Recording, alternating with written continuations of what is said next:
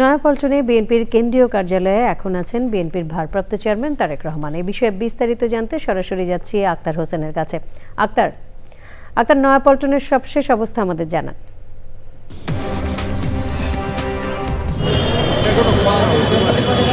মনোনীত বিএনপির ভারপ্রাপ্ত চেয়ারম্যান তারেক রহমান দীর্ঘ প্রায় 18 বছর পর এই নয়াপল্টনের কেন্দ্রীয় কার্যালয়ে তিনি এসেছেন। তিনি 4টার দিকে এই কার্যালয়ে ঢোকেন এবং এখনও তিনি কার্যালয়ে অবস্থান করছেন। আমরা বাইরে রয়েছি।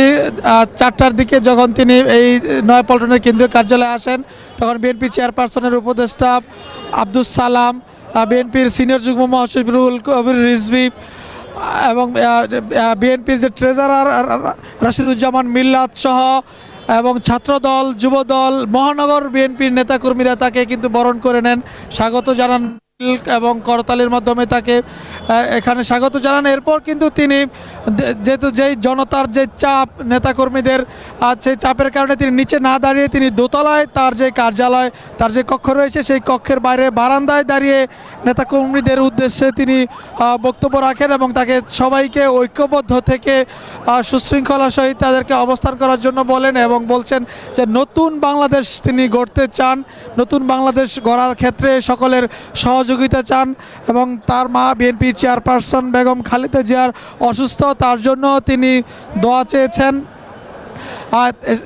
এরপরেই কিন্তু তিনি কার্যালয়ের ভেতরে প্রবেশ করেন এবং কার্যালয়ের ভেতরে আমরা যতদূর খোঁজখবর পেয়েছি তিনি, আপনি জানেন, বিএনপির কেন্দ্রীয় কার্যালয়, পাশাপাশি এখানে যুবদল, ছাত্রদল, শ্রমিক দল এবং মহিলা দল সহ অন্যান্য যে বিএনপির যে অন্যান্য যে অঙ্গ সংগঠন রয়েছে সেই সকল দলের কার্যালয় কিন্তু এখানে রয়েছে। তিনি প্রত্যেকটি ফ্লোরে অর্থাৎ প্রত্যেকটি দলের কার্যালয়, সংগঠনের কার্যালয় তিনি পরিদর্শন করেছেন। উপরে জিয়াউর রহমান ফাউন্ডেশন এবং পাঠাগার রয়েছে, তিনি সেখানেও পরিদর্শন করেছেন।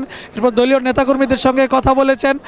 এর আসলে তিনি ভিতরেই অন্যান্য নেতাকর্মীদের সঙ্গে শুভেচ্ছা বিনিময় করছেন এবং কথা বলছেন।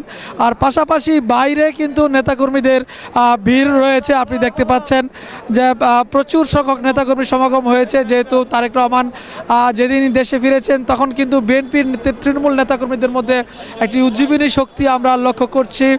তারা বেশ উজ্জীবী, এখানে দলের পক্ষ থেকে সরে যাওয়ার জন্য বলা হলেও কিন্তু তারা আসলে দীর্ঘক্ষণ এখানে অপেক্ষা করছেন। 4টার দিকে তিনি ঢোকেন, তার আগে তিনি তার গুলশানে যে বাসভবন থেকে 3টায় বের হন। এই গুলশান থেকে নয়াপল্টন পর্যন্ত আসতে প্রায় 1 ঘন্টা সময় লাগে এবং এখান থেকে বেরিয়ে হয়তো কিছুক্ষণের মধ্যেই তিনি বেরিয়ে যাবেন। আক্তার, ধন্যবাদ আপনাকে।